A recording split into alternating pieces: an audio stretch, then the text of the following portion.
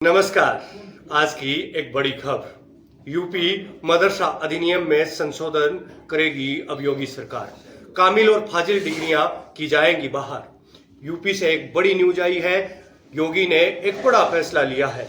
उत्तर प्रदेश मदरसा शिक्षा परिषद अधिनियम 2004 में संशोधन करने का निर्णय लिया गया है। इसके तहत कामिल, स्नातक, फाजिल, स्नातकों डिग्रियां अब मदरसों के दायरों से बाहर कर दी जाएंगी। इस बदलाव के लिए शासन स्तर पर प्रस्ताव तैयार किया जा रहा है। हाल ही में सुप्रीम कोर्ट ने मदरसा शिक्षा परिषद अधिनियम की संवैधानिक वैधता को बरकरार रखा है।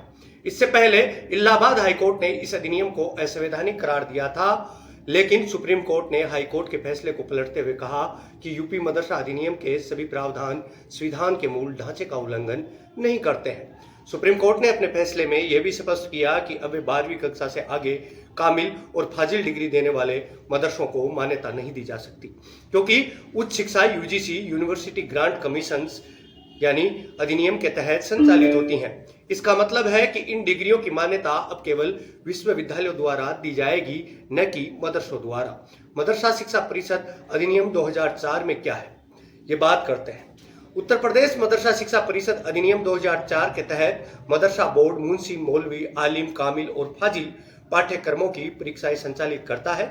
इसी आधार पर उत्तर प्रदेश में अशासकीय अरबी और फारसी मदरसों के लिए मान्यता, प्रशासन और सेवा संबंधी नियमावली 2016 में तैयार की गई थी।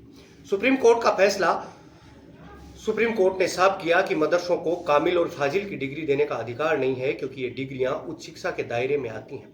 इसका संचालन यूजीसी अधिनियम के तहत होता है। सुप्रीम कोर्ट के आदेश के बाद अब उत्तर प्रदेश सरकार मदरसा शिक्षा परिषद अधिनियम में संशोधन करने की योजना बना रही है, ताकि कामिल और फाजिल डिग्रियां अब मदरसों के दायरे में न रहें। इस बदलाव के बाद मदरसों को केवल निचली कक्षाओं तक की शिक्षा की अनुमति होगी, जबकि उच्च शिक्षा और संबंधित डिग्रियां विश्वविद्यालयों द्वारा दी जाएंगी। आखिर यह फैसला सही है या गलत, इसके बारे में आप अपनी राय जरूर दीजिएगा। हम आपकी राय का हमेशा सम्मान करते हैं।